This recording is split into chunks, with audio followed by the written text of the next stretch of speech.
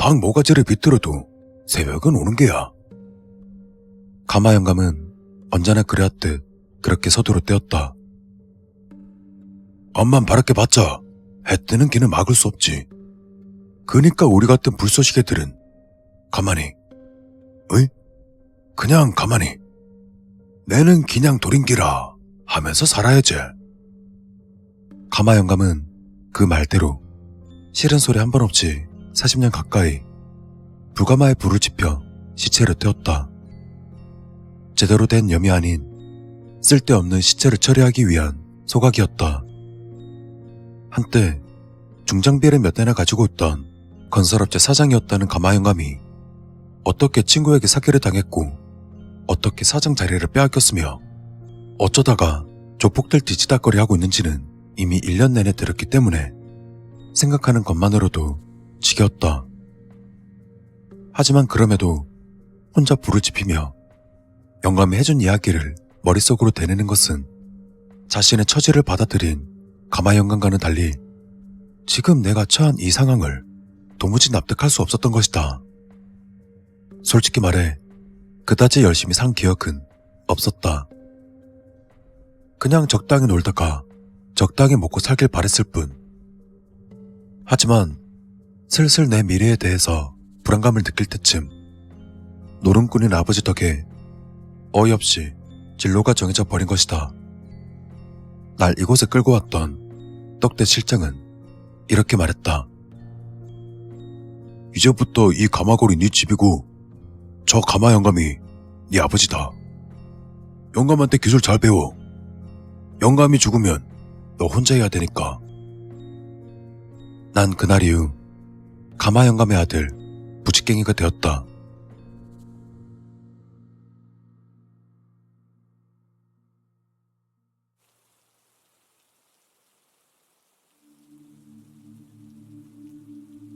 어이, 부직갱이!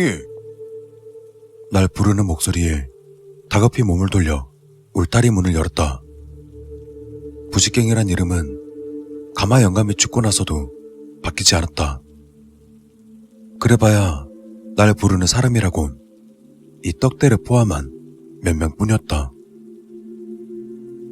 실장님 오셨습니까? 그래. 수레 가져와. 오늘은 좀 많아. 다급히 수레를 끌어와서는 실장의 승합차에 트렁크를 열었다. 5. 비닐에 감긴 피투성이 고깃덩이가 총 5. 익숙한 손으로 고깃덩이를 쌓는 동안 실장은 담배를 태우며 가마를 훑어봤다. 여태 다 못 태웠어? 그게 마지막입니다. 실장은 못마땅하다는 듯 삐딱하게 쳐다보며 내게 말했다. 밀리지 마라. 시체 쌓아놓고 있는 거 혹시나 누가 보게 되면 진짜 감당 못한다. 그럼요. 잘 알죠. 문제없이 처리하겠습니다. 굽신거리며 시체를 옮기고 있는 내 꼴이 한심스러웠지만 지금으로선 딱히 방도가 없었다. 요새 공급이 좋아서 계속 나올 테니까 정신 똑바로 차려. 까딱 잘못하면 다음번 가마 속에 쳐 넣어지는 건 너야. 명심해. 결국 실장이 돌아갈 때까지 노비마냥 굽신거리 뒤에서야 허리를 펼 수 있었다. 저 돼지 같은 새끼. 소심한 욕을 퍼부어주고는 가마를 살폈다. 꼴을 보니 슬슬 끝나가는 듯하니 일단 하나를 꺼내서 미리 작업해놓고 나머지는 냉동 창고에 넣어놓으면 될 것 같았다. 난 맨 위에 있던 시체를 꺼내 작업대로 올렸다. 칼을 들고 비닐을 벗겨내려던 나는 문득 손을 멈추고는 한숨을 쉬었다. 또다. 다시금 이 빌어먹을 상황에 대한 말 못할 혐오감이 온몸을 기어다녔다.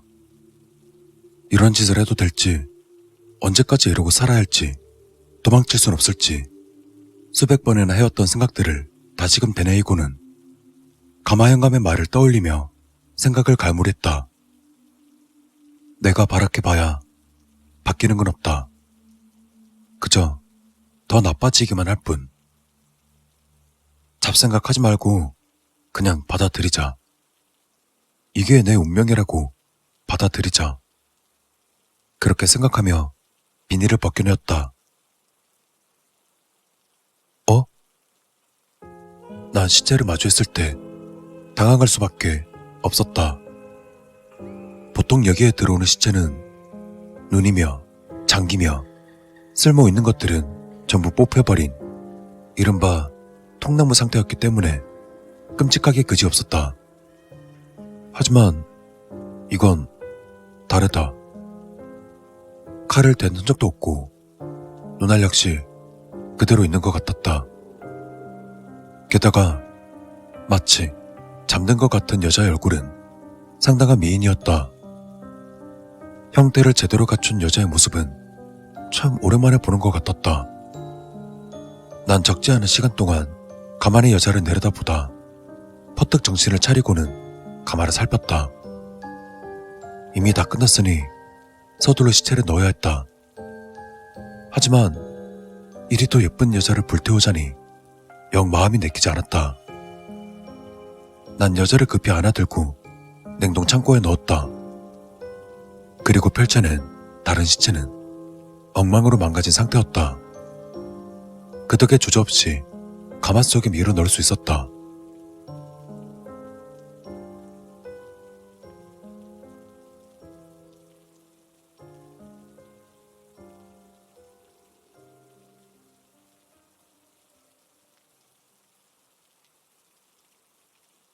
내가 여기 온 지 이제 7년밖에 안 됐거든? 근데 벌써 내 이름을 잊어버린 것 같아. 그냥 태어날 때부터 난 부직갱이였던 것 같다고. 그게 싫어. 그게 싫은데 가마 영감은 그래야 한대. 난 부직갱이고 앞으로도 그럴 거라고 생각하라는 거야. 바라해도 달라질 건 없대. 깨끗한 옷을 입고 있는 여자 시체. 시체에다가 이름을 붙여주었다. 새벽이. 새벽이라고 이름을 붙인 이 시체 앞에 앉아 주절주절 떠들고 있었다. 내가 눈치채지 못한 사이 너무 외로웠나 보다. 죽은 시체에게 마음이 간 탓에 마치 연인인 듯 친구인 듯 대하는 것이다. 새벽아, 생각해봐. 내가 태어날 때부터 부직갱이는 아니었을 거잖아. 지금이야 그렇다 치는데 내가 죽을 때도 부직갱이면 안 되잖아. 그건 잘못된 거 아니야? 냉동고의 한기가 싸구려 제끼 속을 파고들었지만 꾸역꾸역 버티며 말을 이었다. 난 언젠가는 여기서 나갈 거야. 닭 모가지가 아니라 그 돼지 새끼 모가지를 비틀어서라도. 널 보고 있으니까 그래야만 할 것 같은 느낌이 들었거든. 새벽아, 나 좀 응원해줘. 네가 응원해주면 나 진짜 할 수 있을 것 같은데. 새벽의 얼굴을 한참 들여다봐도 대답은 돌아오지 않았다. 하지만 새벽이가 응원을 해주는 것 같은 기운을 받았다. 그 덕에 실장이 왔을 때도 당당히 마주할 수 있었다. 시체는 다 처리했습니다. 물론 냉동 창고 안쪽엔 새벽이가 곧게 앉혀져 있었지만 내 당당한 태도를 본 실장은 크게 의심하지 않았다. 오늘은 몇 개 없으니까 빨리 옮겨. 실장이 어슬렁거리며 담배를 태우는 동안 기운차게 시체들을 옮겼다. 요새 좀 시끄러워졌어. 어디서 정보가 샌 건가? 경찰들이 여기저기 들쑤시고 다니니까 너도 조심해. 뒷좌석에 있던 음식과 생필품들을 다 내리자 실장은 그대로 떠나갔다. 조심은 무슨, 천벌받을 새끼들. 차라리 경찰이 건달 새끼들을 전부 쓸어버렸으면 좋겠다는 그런 생각이 들었다. 그럼 저 돼지 새끼가 여길 다 정리하라고 하겠지. 그때 난 주저없이 저 돼지 같은 녀석의 모가지를 비틀어서 그대로 가마 안에다 쳐넣을 것이다. 그리고 난 여기 없었던 것처럼 이곳을 떠나 부지깽이란 이름을 버리고 새 삶을 찾는 거다. 생각만으로 기분이 좋아 콧노래를 흥얼거리며 짐을 정리하다 문득 가만히 멈추고는 냉동고를 바라보았다. 그럼 새벽에는? 아무리 그래도 새벽에를 데려가는 건 무리다. 그렇다고 저렇게 방치해놓고 떠나지 못할 것이다. 염해주자. 제대로 격식 차려서 잘 화장해준 다음 이걸 모아서 양지 바른 곳에 뿌려주자. 괜찮은 생각 같았다. 다른 고기 덩어리처럼 바싹 태운 뒤 대충 한 대 섞어 땅에 묻는 게 아니라 제대로 항아리에 담아서 잘 보내주는 거다. 다시금 콧노래가 나왔다.